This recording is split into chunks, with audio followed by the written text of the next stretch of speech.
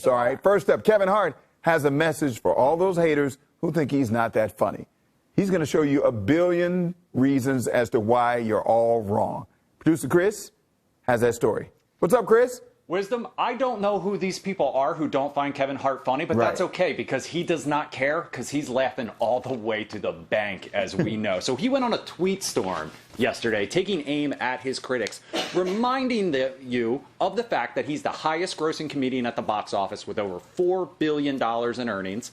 2 of his comedy specials are top 3 of all time.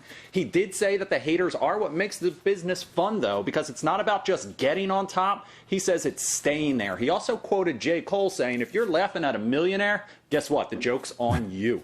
Speaking of Hart, he stars in a new Netflix movie. It's called Fatherhood, and it hits Netflix Friday. And just like everything else he touches, I think it's going to be gold, too, Wisdom. Yeah, I'm looking forward to seeing this. It's funny because all these people are always hating on.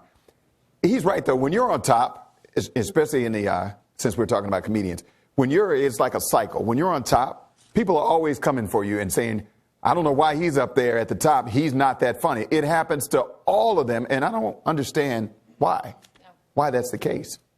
Dominique, what do you think?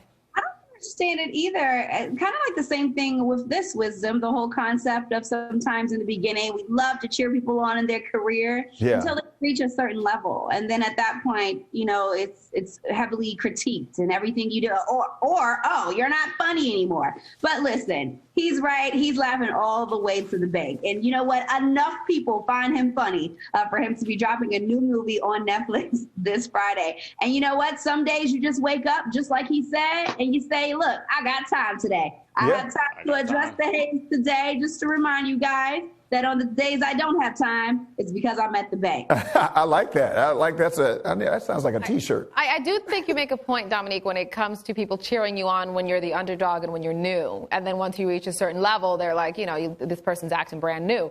I do think there's a lot of comparisons. He's kind of in his own lane, in his own league in many ways, especially for this generation. A lot of people like to compare him to the legends, right? Like the Eddie Murphys, the Chris Rock, Dave Chappelle. And especially when it comes to black comedians, he's really dominating.